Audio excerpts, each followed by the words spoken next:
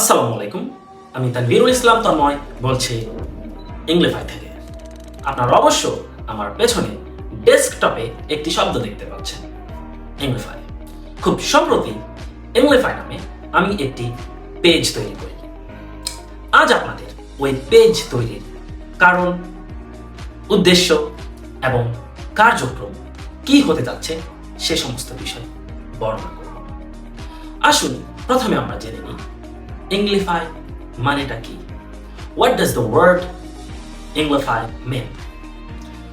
The word Englify means to turn something into English or to help someone become fluent in English.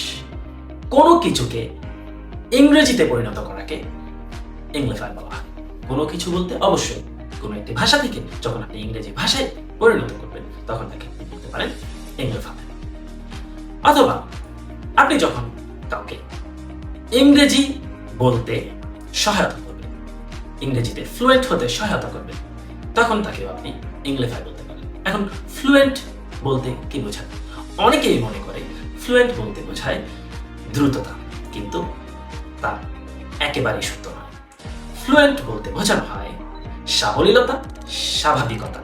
আপনি আপনার মনের ভাব কাউকে যখন সাবলীল ও স্বাভাবিকভাবে উপস্থাপন করতে পারবেন তাকেই আপনি বলবেন ফ্লুয়েন্সি। আর যে কথা বলবে তাকে বলা হয় ফ্লুয়েন্ট স্পিকার। আরো কিছু অর্থ রয়েছে ইংলিফাইয়ের।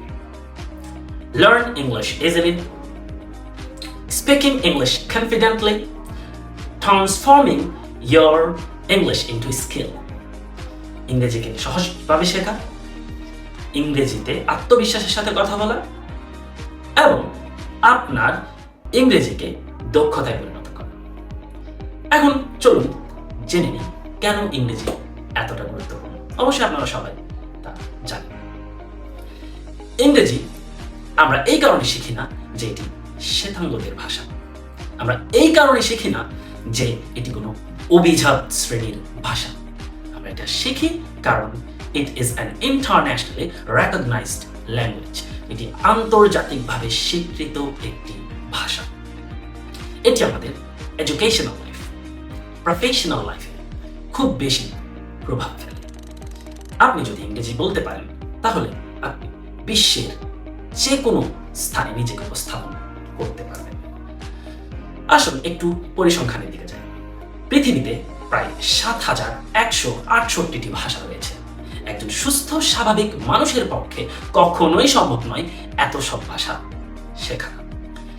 কিন্তু একজন সুস্থ স্বাভাবিক মানুষ সর্বোচ্চ 10 থেকে 20টি ভাষা শিখতে পারে। এখন ইংরেজি যেহেতু সব ভাষার একটি সেন্ট্রাল পয়েন্ট, আপনি এই ভাষাটি শিখলে আপনি যে কোনো ভাষাভাষীর মানুষের দেশে গিয়ে নিজেকে মেলে ধরতে পারবেন।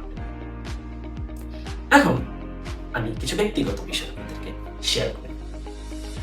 আমি কিন্তু আপনাদের সামনে পারফেকশনের সাথে উপস্থিত হইনি। যদি আমি পারফেকশনের আশায় বসে থাকি তাহলে আরো 10 বছরেও আপনাদের সামনে আসা হবে। আমি অ্যাকশনে বিশ্বাস করি।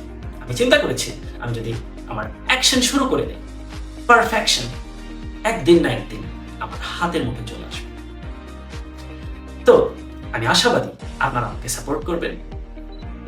আমি যেন আপনাদের জন্য আপনাদের মোস্ট ডিম্যান্ডেড ইংলিশ লেসন্সগুলো নিয়ে আসতে পারি। আমি আমার সর্বোচ্চটা ঢেলে দিয়ে আপনাদের জন্য ইংলিশ লেসন্স রেডি করব। তো এতটুকুই ছিল আমার এই পেজের ও আমার ইন্ট্রোডাকশন। ধন্যবাদ।